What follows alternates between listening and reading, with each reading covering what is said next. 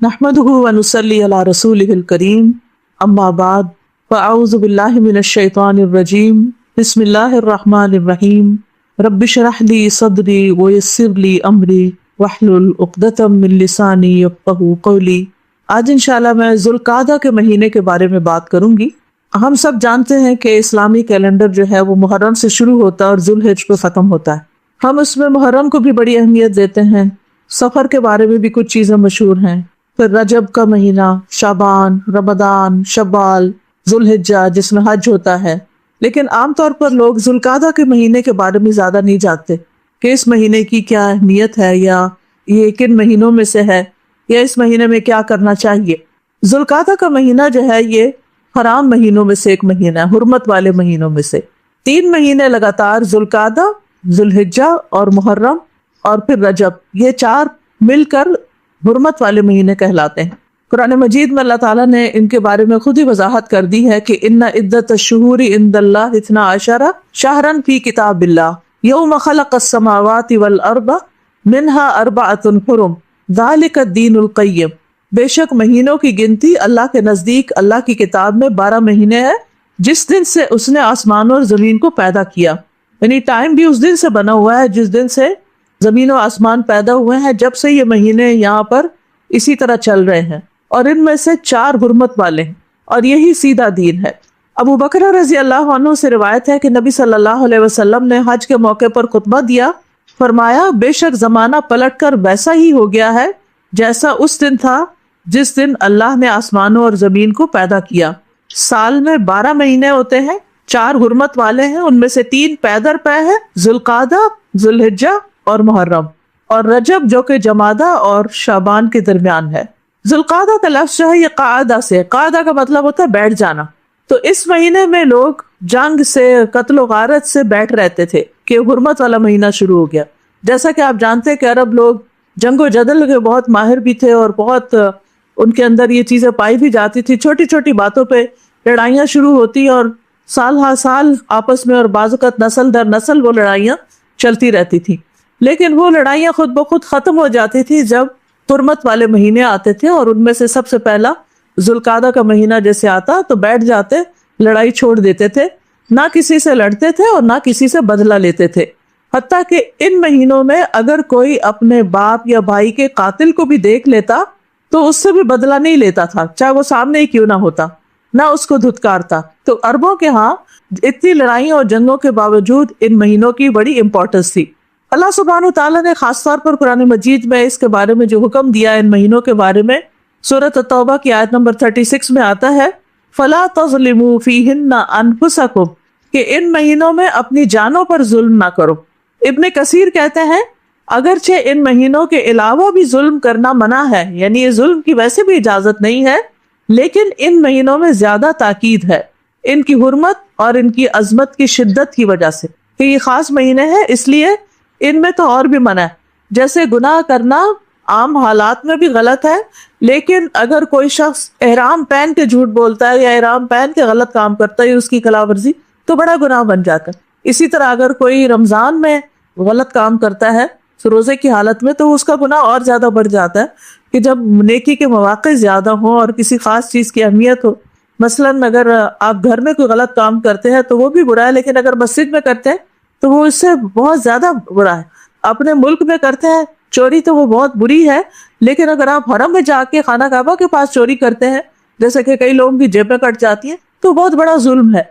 इसी तरह आम महीनों में कोई गलत काम करना भी बुरा है, लेकिन हुर्मत वाले महीनों में, जिनमें से पहला महीना ज़ुल्क़ादा का है, इसमें कोई गलत काम करना, ये गुनाह का काम करना जो है, और खुसूसन दूसरों पर या अपनी जान पे जुल्म करना और भी ज्यादा बुरा है। तो हुर्मत वाले महीनों में जो जुल्म की किस्में हैं वो 2 तरह की हैं। अल्लाह ताला ने जो फरमाया कि अपने आप पे जुल्म ना करो, तो किस तरह, उसमें यह है कि नंबर 1 फराइज को तर्क करने से, फराइज छोड़ना, अपनी जान पर जुल्म करना है, जैसे नमाज छोड़ देना या दीगर वाजिबात जो हमारे जिम्मे हैं उनको तर्क कर देना, और दूसरे हराम कामों का इर्तिकाब करके। तो ये 2 चीजें करने से रुकना चाहिए, एक नमाज वगैरह यानी फराइज को छोड़ना, और दूसरा हराम कामों का इर्तिकाब। हराम कामों के इर्तिकाब में जैसे वालिदैन की नाफरमानी है, कतई रहमी है, रिश्तेदारों से काटना, लड़ाई झगड़ा, کسی کا حق مار جانا، کسی کا مال چھین لینا، کسی کی عزت کے اوپر حملہ آور ہونا، یعنی یہ جتنی بھی ایسی چیزیں ہیں جن کو اللہ نے حرام کیا ہے ان کا ارتکاب اور بھی زیادہ برا ہے۔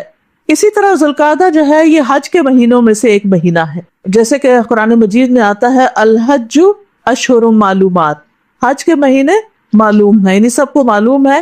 اس کا مطلب یہ ہے کہ جن مہینوں میں احرام پہن کر بیت اللہ کا سفر کیا جاتا ہے، عمرہ کیا جاتا ہے، اور پھر ذوالحج شروع ہوتا ہے تو مخصوص دنوں میں حج کیا جاتا ہے۔ ابن عمر کہتے ہیں کہ حج کے مہینوں سے مراد شوال، ذوالقعدہ اور ذوالحجہ کے پہلے 10 دن ہیں، یہ حج کے مہینے ہیں۔ تو آپ دیکھیے کہ ذوالقعدہ جو ہے اس کی پھر دوہری اہمیت ہو گئی، ایک تو حج کے مہینوں میں سے ہو گیا اور دوسرے حرمت والے مہینوں میں سے۔ ذوالقعدہ کی خاص عبادت تو عمرہ کرنا ہے، یعنی اس میں عمرہ کرنا مسنون ہے۔ نبی صلی اللہ علیہ وسلم نے کل 4 عمرے کیے اور سب کے سب ذوالقعدہ میں کیے۔ شیخ ابن باز کہتے ہیں ذوالقعدہ میں عمرہ کرنا سب مہینوں سے افضل ہے سوائے رمضان کے، یعنی رمضان میں جو عمرہ ہے وہ نبی صلی اللہ علیہ وسلم کے ساتھ حج کے برابر ہے۔ لیکن سلف صالحین میں سے ایک جماعت یہ بھی کہتی ہے کہ وہ اس مہینے کے عمرے کو رمضان سے بھی افضل قرار دیتے ہیں، کیونکہ نبی صلی اللہ علیہ وسلم نے سارے عمرے اسی مہینے میں کیے۔ امام ابن القیم کہتے ہیں کہ ذوالقعدہ اور رمضان کے مابین عمرے کی فضیلت میں کچھ تردد ہے۔ وہ کہتے ہیں کہ اس بارے میں ہم اللہ تعالیٰ سے استخارہ کرتے ہیں کہ جو اس کے نزدیک افضل ہے اس کی طرف ہماری رہنمائی کر دے۔ اس سے آپ یہ بھی دیکھیں کہ علماء کے اندر کتنی خدا خوفی تھی کہ اگر انہیں کسی معاملے میں شرع صدر نہیں ہوتا تھا یا اختلاف رائے ہو جاتا تو دین کے معاملے میں بھی اپنی رائے پہ اصرار کرنے کی بجائے اور اپنے فتوے کے اوپر اصرار کرنے کی بجائے اللہ کی طرف رجوع کرنے کے لیے کہتے کہ اب دونوں کی فضیلت سامنے آ گئی ہے، لیکن یہ ہے کہ پھر کس کو اوپر کرے کس کو نیچے، تو بہتر یہ کہ انسان استخارہ کر لے، جدھر دل مائل ہو اللہ تعالیٰ جدھر رہنمائی کر دے وہ کر لے۔ پھر اسی طرح ذوالقعدہ میں روزہ رکھنا جو ہے وہ مستحب ہے، جن کو اللہ تعالیٰ توفیق دیتا ہے، منڈے تھرسڈے کا، یا پھر یہ ہے کہ چاند کی 13، 14، 15 کا روزہ رکھ لیا جائے تو یہ عام مہینوں میں روزہ رکھنے سے افضل ہوگا۔ ذوالقعدہ میں کچھ تاریخی واقعات بھی پیش آئے ہیں۔ اس مہینے میں اللہ تعالیٰ نے موسیٰ علیہ السلام سے 30 راتوں کا وعدہ کیا، جیسا کہ مجاہد، مسروق اور ابن جریج سے مروی ہے۔ وہ کہتے ہیں کہ یہ وہ مہینہ ہے جس میں اللہ تعالیٰ نے موسیٰ علیہ السلام کو اپنے پاس بلایا تھا 30 راتوں کا، اور پھر 10 اس سے اوپر ہو گئے تو وہ حج والے جو ذوالحجہ کے 10 دن ہیں وہ بن جاتے ہیں۔ وہ بھی بڑے فضیلت والے دن ہیں جن کی فضیلت آپ ہر سال پڑھتے سنتے رہتے ہوں گے۔ غزوہ بدر ثانی جو ہے وہ دوسرا غزوہ بدر، ایک وہ غزوہ بدر ہے جو رمضان کے مہینے میں ہوتا ہے، لیکن ایک اور بھی غزوہ بدر مشہور ہے، وہ اسی مہینے میں ہوا۔ بنو قریظہ کے ساتھ غزوہ بھی اسی مہینے میں ہوا۔ صلح حدیبیہ جو ہے 6 ہجری میں، وہ بھی اسی مہینے میں ہوئی، ذوالقعدہ کے مہینے میں۔ اللہ تعالیٰ نے اسے فتح مبین قرار دیا، انا فتحنا لک فتح مبینا، جو سورۃ فتح کے شروع میں آتا ہے۔ تو حضرت عمر نے کہا کہ اللہ کے رسول کیا یہ فتح ہے؟ تو آپ نے فرمایا کہ ہاں یہ فتح ہے، کیونکہ اس کے بعد واقعی مسلمانوں کے لیے خیر کے بہت دروازے کھل گئے تھے۔ تو ایسے مہینوں میں ہمیں کیا کرنا چاہیے؟ چند ایک باتیں تو آپ کے سامنے رکھی ہیں، لیکن جنرلی اسپیکنگ ان مہینوں کی حرمت کا خیال رکھنا چاہیے اور ان کی تعظیم کرنی چاہیے۔ اور ان کی تعظیم یہ ہے کہ ان میں حدود اللہ کا پاس رکھا جائے، فرائض کی ادائیگی کی طرف توجہ دی جائے، حرام کاموں سے بچا جائے، اور اللہ تعالیٰ کی ناراضگی کے جتنے بھی کام ہیں ان سے خاص طور پر بچنے کی کوشش کی جائے، اللہ تعالیٰ کی حدود سے تجاوز نہ کیا جائے۔ سب سے پہلی چیز جو ان مہینوں میں تعظیم کرنے کی ہے وہ یہ کہ محرمات کے بارے میں، حرام چیزوں کے بارے میں علم حاصل کیا جائے کہ اللہ سبحانہ وتعالیٰ نے کیا کیا چیزیں حرام کی ہیں۔ محرمات میں وہ اعمال آتے ہیں جن کا ارتکاب انسان کا دل اور انسان کے اعضاء کرتے ہیں، اور دل جب کسی حرام کام کا ارتکاب کرتا ہے تو اس کا اثر انسان کے اعمال پر بھی آتا ہے۔ دل کے حرام کاموں میں جیسے شرک ہے، منافقت ہے، یہ خاص طور پر دل کے کاموں میں سے۔ اسی طرح بدگمانی کرنا، کیونکہ ان بعض الظن اسم، تو گمان کا تعلق بھی جو ہے وہ دل سے ہوتا ہے۔ اسی طرح آپ دیکھیے کہ کسی انسان کی ہم عزت کرتے ہیں یا نہیں کرتے، چاہے ہم زبان سے کر رہے ہوں، لیکن جب تک ہمارا دل اس میں شامل نہ ہو تو بات نہیں بنتی، کیونکہ اللہ سبحانہ تعالیٰ صرف ہماری لپ سروس نہیں دیکھتا کہ ہم کسی کی خوشامد کر رہے ہیں یا کسی کو عزت دے رہے ہیں یا کسی سے اچھی طرح بات کر رہے ہیں، اس میں ہمارے دل کا شامل ہونا بھی ضروری ہے۔ کیونکہ ان اللہ لا ينظر الى صورکم ولا الى اموالکم، اللہ تعالیٰ نہ تمہاری صورتیں دیکھتا ہے اور نہ تمہارے مال دیکھتا ہے، وہ تمہارے دل اور تمہارے اعمال کو دیکھتا ہے. تو وہ ہمارے دلوں کو دیکھتا ہے. اس لیے بندوں کے بارے میں عمومی طور پر خیرخواہی کا رویہ اختیار کرنا چاہیے. ان سے غلطیاں ہو جائیں تو معاف کر دینا چاہیے، درگزر کرنا چاہیے. ان کی کمزوریوں سے صرف نظر کرنا چاہیے، درگزر کا معاملہ کرنا چاہیے، اور ان کی اچھائیوں اور خوبیوں کے بارے میں سوچنا چاہیے. اس سے آپ کا دل بھی خوش رہے گا، اس سے آپ کو سکون بھی رہے گا، اور اس سے آپ اس کے ساتھ معاملہ بھی پھر اچھا کر سکیں گے، آپ کا رویہ بھی اچھا ہو جائے گا. کیونکہ ہر انسان خطا کا پتلا ہے. کوئی شخص بھول کے غلطی کر جاتا ہے، کوئی جذبات میں آ کے غلطی کر جاتا ہے، کوئی بدلے کے طور پہ ہم سے زیادتی کر جاتا ہے. لیکن یہ کہ جو چیزیں ہم دوسروں میں دیکھتے ہیں کہ اچھی نہیں، بعض اوقات وہ خود ہم سے بھی ہو رہی ہوتی ہیں. تو اس لیے ہمیں سب سے پہلے اپنے دل کی طرف توجہ کرنی چاہیے. اپنے دل سے لوگوں کے نفرتیں اور بغض اور ہر چیز نکالنے کی کوشش کرنی چاہیے، کیونکہ اس نے ہمارا دل بوجھل کیا ہوا. اب دیکھیں کہ اگر ہمارے اندر کوئی نفسیاتی بیماری ہے، کوئی سائیکولوجیکل پرابلم ہو گیا ہے یا کچھ، تو اس کی وجہ کیا ہے؟ اس کی وجہ یہ کہ ہم نے اپنے دل کے ساتھ بڑا ظلم کیا ہو. اپنے دل کے اندر ایسی چیزیں پال پال کے رکھی ہوئی ہیں جنہوں نے ہماری صحت کا نقصان کیا ہوا ہے. میں بہت چھوٹی تھی کالج میں ابھی، تو اس وقت میری ایک ٹیچر کی بات مجھے ہمیشہ اچھی لگتی ہے اور میں نے اس وقت سے اپنانی شروع کر دی، جس نے میری زندگی کو بہت بدل ڈالا. وہ کہتی تھی کہ جب ہم کسی سے نفرت کرتے ہیں، کسی کے بارے میں برا سوچتے ہیں، تو اس کو تو بعض اوقات پتہ بھی نہیں ہوتا، لیکن ہمارا اپنا دل کالا ہو رہا ہوتا ہے، ہم جل پڑ رہے ہوتے ہیں. تو ہم جس کے بارے میں برا سوچ رہے ہیں اس کا تو صحت پہ کوئی اثر نہیں، لیکن ہماری صحت تو خراب ہو گئی نا. تو اس لیے بہتر ہے کہ جب بھی کسی کے بارے میں ایسا خیال آئے تو اس کو جھٹک دیں اور باہر نکالنے کی کوشش کریں. ٹھیک ہے، کوئی شخص کانسٹنٹلی اور بار بار آپ کو تنگ کرتا ہے، تو جیسے سرونٹس کے بارے میں حدیث میں آتا ہے کہ کسی نے پوچھا کہ اپنے غلام کو دن میں کتنی دفعہ معاف کروں، تو فرمایا 70 بار. کیونکہ سب سے زیادہ جو ہمارے قریب ہوتے ہیں وہی ہمیں تنگ کرتے ہیں. تو اگر ان کو 70 بار معاف نہیں کریں گے تو ان سے فائدہ کیسے اٹھائیں گے؟ اور پھر یہ کہ ان کی بعضوں کا سمجھ ہی اتنی ہوتی ہے کہ ان سے اس سے زیادہ ایکسپیکٹ ہی نہیں کر سکتے. اسی طرح بعض لوگوں کی سمجھ ہی اتنی ہوتی ہے کہ آپ زندگی میں ان کو جتنا بھی سمجھا لیں، انہوں نے مڑ کے آپ کے ساتھ پلٹ کے وہی کچھ کرنا ہے جو انہوں نے کرنا ہے. تو یہ سمجھ لیں کہ یہ شخص ہے ہی ایسا. جیسے زمین ہوتی ہے نا، اللہ نے زمین کی مختلف مٹی سے مختلف لوگوں کو پیدا کیا.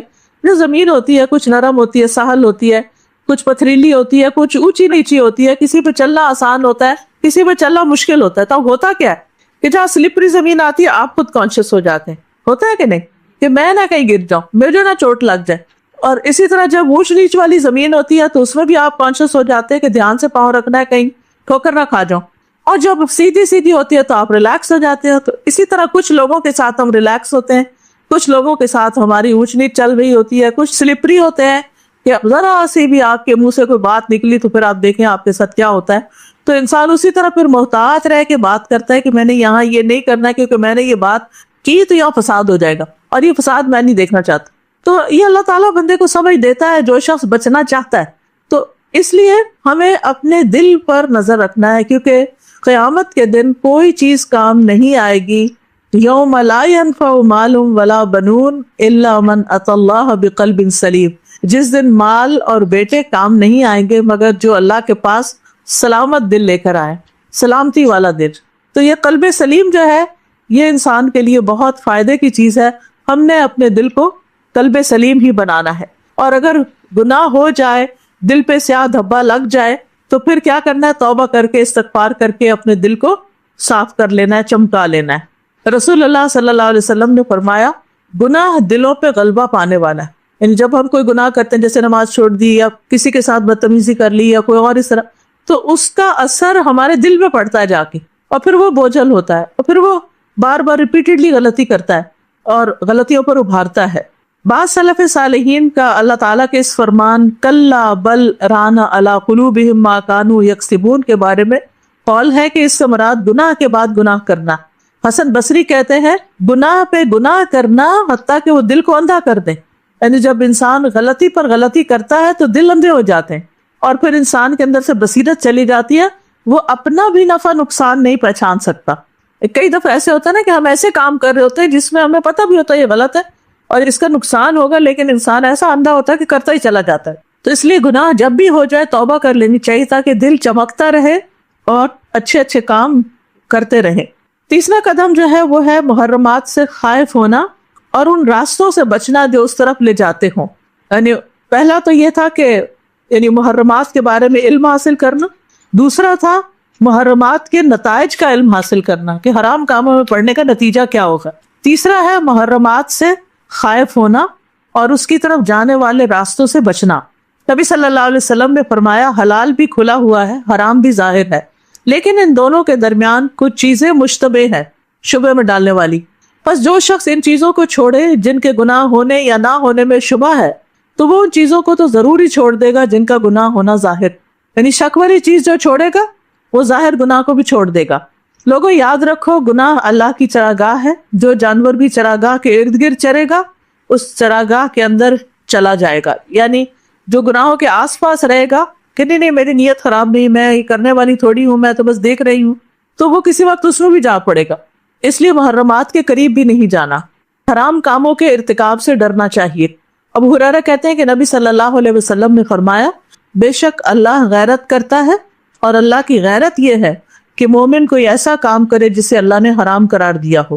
رسول اللہ صلی اللہ علیہ وسلم نے حضرت ابو ہریرہ سے فرمایا تم اللہ کی حرام کردہ چیزوں سے بچو تو لوگوں میں سب سے زیادہ عبادت گزار بن جاؤ گے. یہ نہیں کہا کہ تم تہجد پڑھو یا روزے رکھو تو سب سے زیادہ عبادت گزار بنو گے، بلکہ حرام کام چھوڑو گے، حرام کمائی سے بچو گے، حرام باتوں سے بچو گے، حرام گناہوں سے بچو گے تو تم عبادت گزار بنو گے. کیونکہ بعض اوقات انسان غذا اچھی کھاتا ہے لیکن اس کے ساتھ ساتھ پرہیز نہیں کرتا تو اس کی بیماری درست نہیں ہوتی، اس کی بیماری اور بڑھ جاتی ہے. تو اسی طرح ایک طرف اگر ہم نمازیں پڑھ رہے ہوں اور دوسری طرف ہم رشوت لے رہے ہوں یا اور اس طرح کے غلط کام کر رہے ہوں تو ان نمازوں کا بھی فائدہ پھر کم ہی ہوتا ہے. محارم سے یا حرام چیزوں سے بچنے والوں کی اللہ تعالیٰ نے تعریف کی ہے. سورۃ الشورى 37 میں اللہ تعالیٰ فرماتے ہیں والذین یجتنبون کبائر الاثم والفواحش واذا ما غضبوا هم یغفرون، اور وہ لوگ جو بڑے بڑے گناہوں اور بے حیائی کے کاموں سے بچتے ہیں اور جب غصے میں ہوتے ہیں تو معاف کر دیتے ہیں. بعض اوقات ایسا ہوتا ہے کچھ باتیں ہوتی ہیں ہم سوچتے بھی ہیں تو ہمیں غصہ آ جاتا تو اس کو کہنا میں نے معاف کیا، میں نے جانے دیا، میں نے چھوڑ دیا. اور اسی طرح یہ کہ بے حیائی کے کام بھی جیسے گالی گلوچ ہے یا فحش ڈریس پہننا یا اسی طرح کے مردوں اور عورتوں کے ایسے تعلقات جو فحاشی میں آتے ہیں.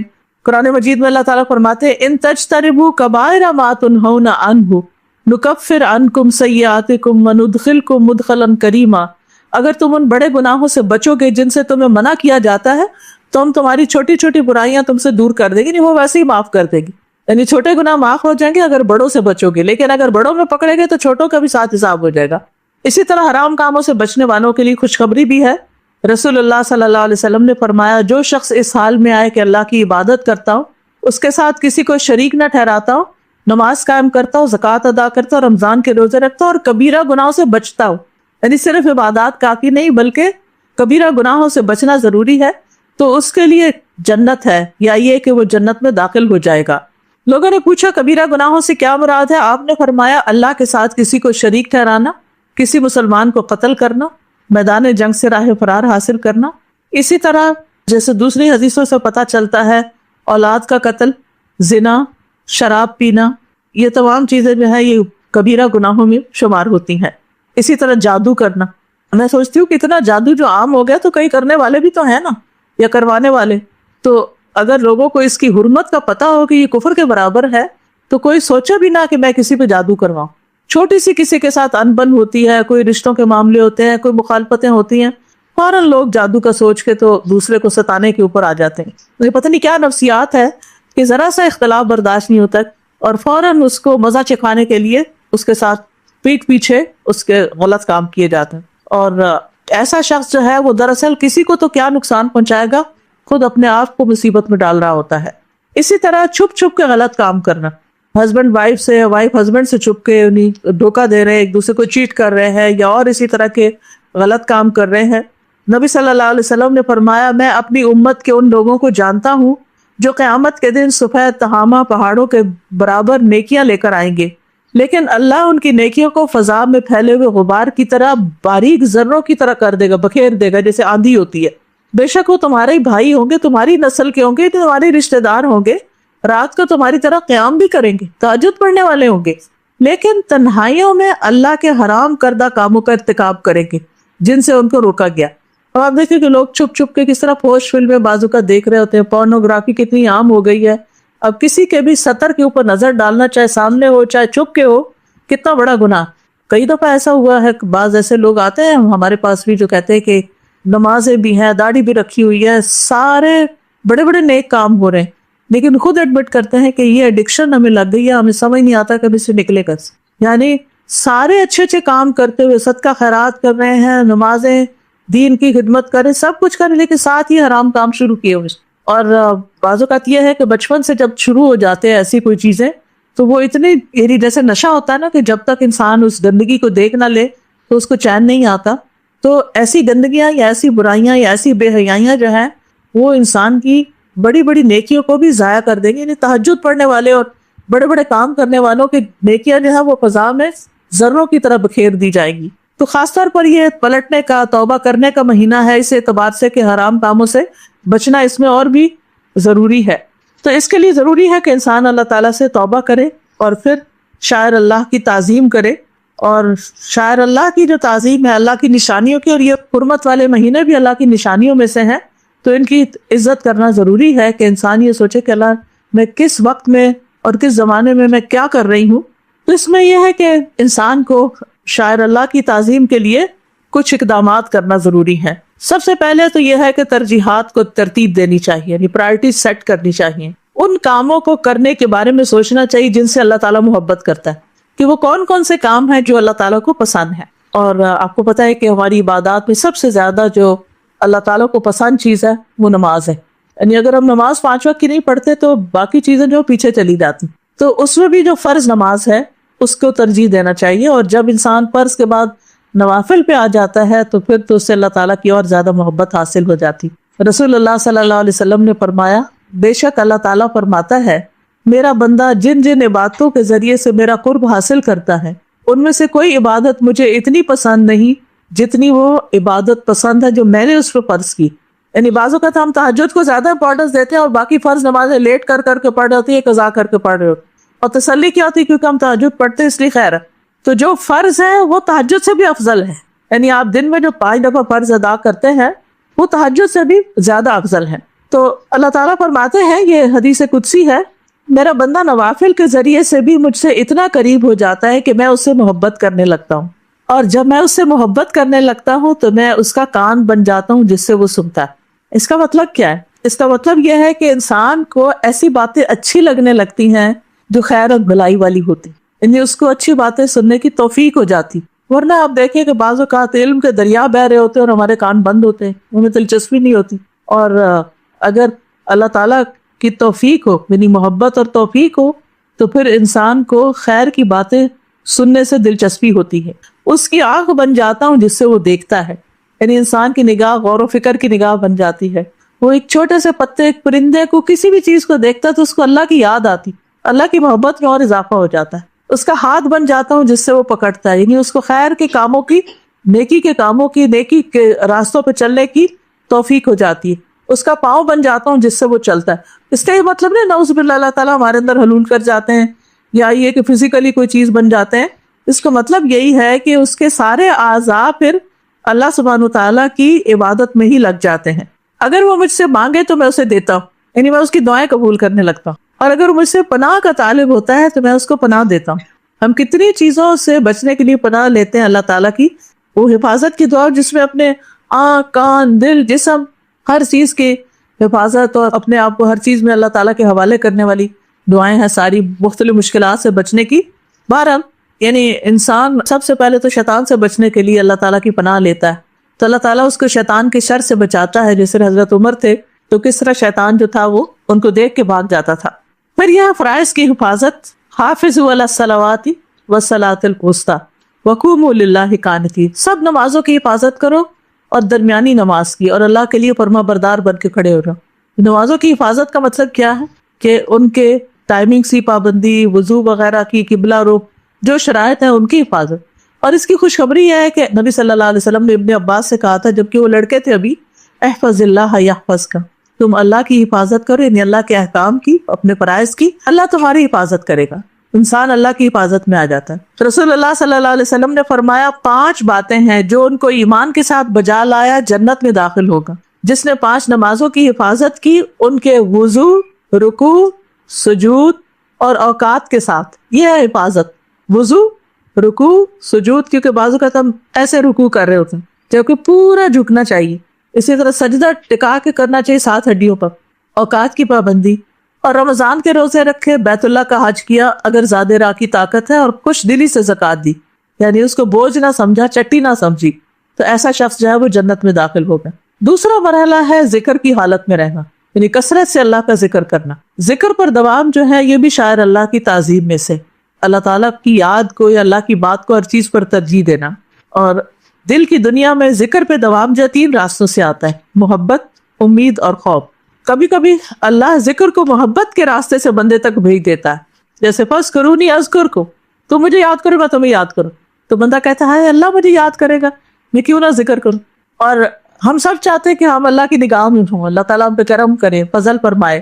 نبی صلی اللہ علیہ وسلم نے فرمایا، اللہ تعالیٰ فرماتے ہیں میں اپنے بندے کے گمان کے ساتھ ہوتا ہوں جو وہ میرے ساتھ گمان رکھتا ہے، جب وہ مجھے یاد کرتا ہے میں اس کے ساتھ ہوتا ہوں، اگر وہ اپنے دل میں یاد کرتا ہے تو میں اپنے دل میں اس کو یاد کرتا ہوں، اگر وہ بھری محفل میں مجھے یاد کرتا ہے تو میں اس سے بہتر مجلس میں اس کا ذکر کرتا ہوں، اگر وہ میری طرف ایک بالشت آتا ہے تو میں 1 گز اس کے نزدیک ہوتا ہوں، اگر وہ 1 گز آتا ہے تو 2 گز اس کی طرف ہوتا ہوں، چلتا ہوا آتا ہے تو میں دوڑتا ہوں اس کی طرف آتا ہوں۔ پھر اسی طرح کبھی اللہ ذکر کو امید کے راستے سے بھیجتا ہے، جیسے سید الاستغفار ہے، اور سید الاستغفار میں کیا کہتا ہے انسان، اے اللہ تو میرا رب ہے، تیرے سوا کوئی معبود نہیں، تو نے مجھے پیدا کیا، میں تیرا ہی بندہ ہوں، اپنی طاقت کے مطابق پھر سے کیے ہوئے عہد پر قائم ہوں، ان بری حرکتوں سے جو میں نے کی ہے تیری پناہ مانگتا ہوں۔ بعض اوقات انسان کو اپنے گناہوں کا ڈر ہوتا ہے اور رونا بھی چاہیے، مجھ پر تیری نعمتیں ہیں، میں اس کا اقرار کرتا ہوں اور میں اپنے گناہوں کا بھی اعتراف کرتا ہوں، میری مغفرت کرتے، تیرے سوا کوئی اور گناہوں کو معاف نہیں کرتا۔ بندے تو یہی کہتے ہیں نا، اس کو تو میں معاف ہی نہیں کر سکتا، سوری بھی آپ کرتے ہیں تو وہ کہتے ہیں چلے جاؤ یہاں سے۔ آپ صلی اللہ علیہ وسلم نے فرمایا، جس نے اس دعا کے الفاظ پر یقین رکھتے ہوئے ان کو کہہ لیا، پڑھا، اور اسی دن شام ہونے سے پہلے وہ وفات پا گیا تو وہ اہل جنت میں سے ہے، اور جس نے اس دعا کے الفاظ پر یقین کرتے ہوئے رات میں ان کو پڑھ لیا اور صبح ہونے سے پہلے فوت ہو گیا تو وہ بھی اہل جنت میں سے۔ تو اس لیے جب یہ ذکر پڑھے تو اس وقت یہ کہ ابو لک بنعمتک علیہ و ابو بذنبی، تیری نعمتوں کا بھی اقرار ہے اور اپنے گناہوں کا بھی اقرار، تو نعمتیں ہی نعمتیں دیتا ہے اور ہماری طرف سے غلطیاں ہی غلطیاں ہوتی ہیں۔ پھر اسی طرح خوف کے راستے سے، جیسے کہ اس حدیث میں ہے، رسول اللہ صلی اللہ علیہ وسلم نے فرمایا، جو لوگ کسی جگہ پر مجلس کرے لیکن اس میں اللہ کا ذکر نہ کرے، وہ مجلس قیامت کے دن ان کے لیے باعث حسرت ہوگی۔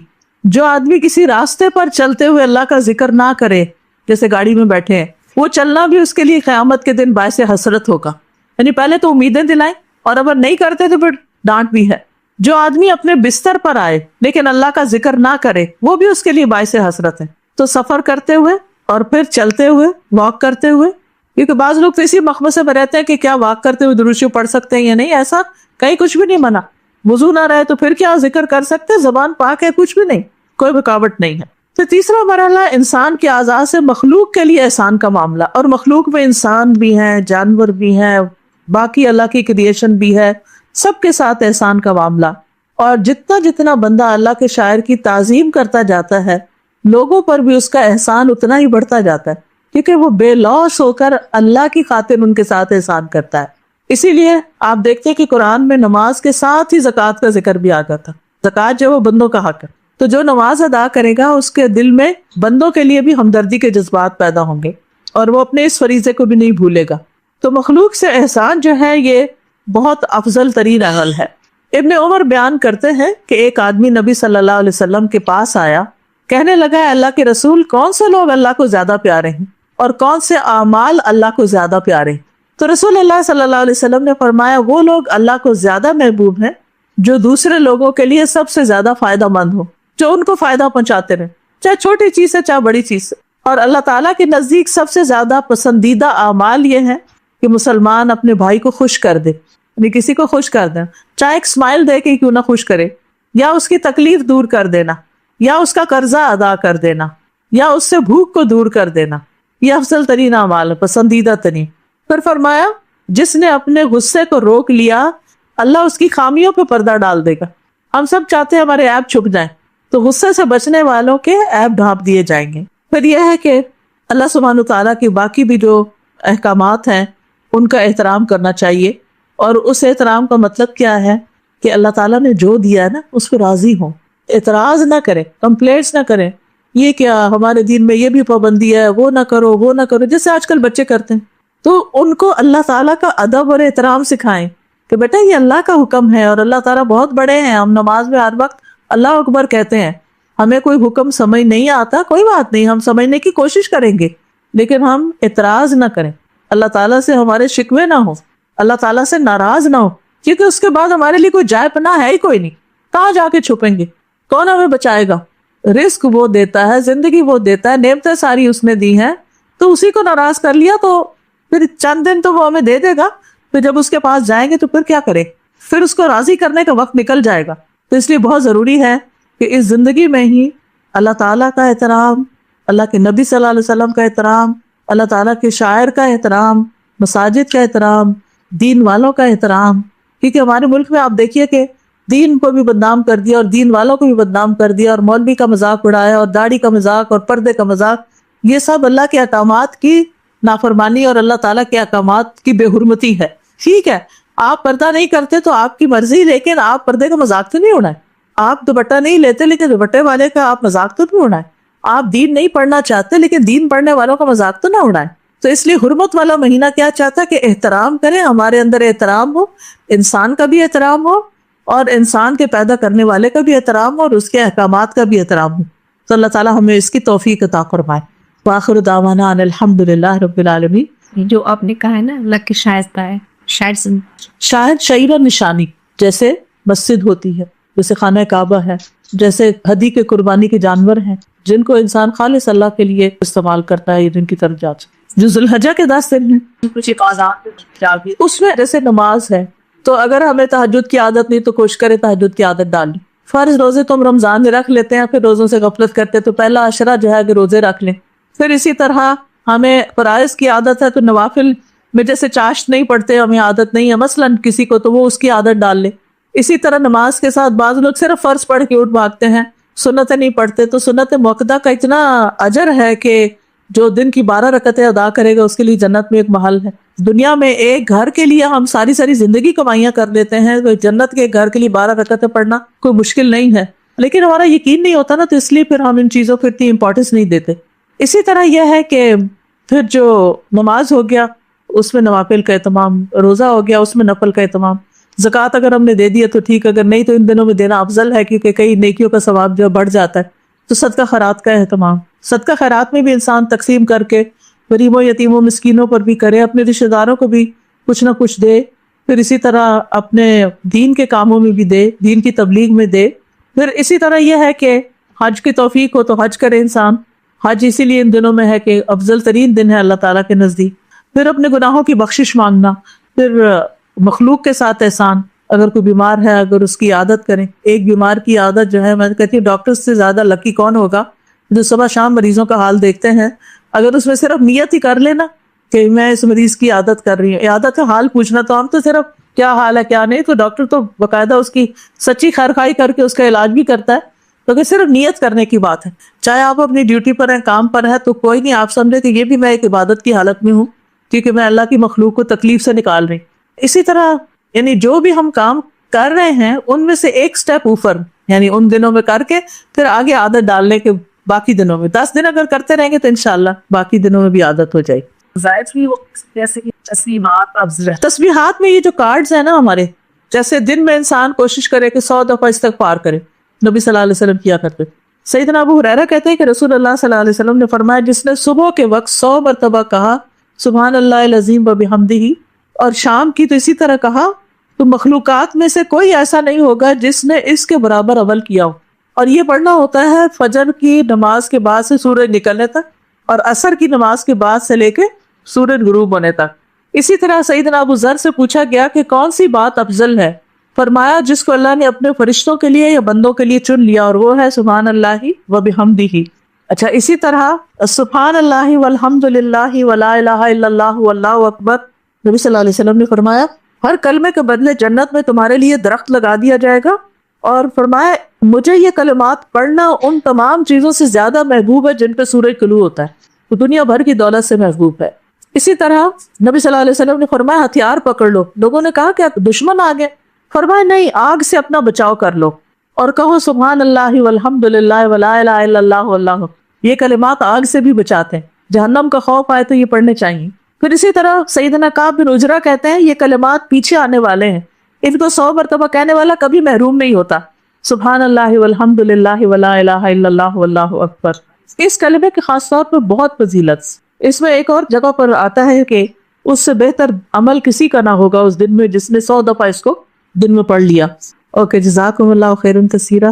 سبحانک اللہم و بحمدک، اشہد ان لا الہ الا انت، استغفرک و اتوب الیک۔ السلام علیکم و رحمۃ اللہ وبرکاتہ۔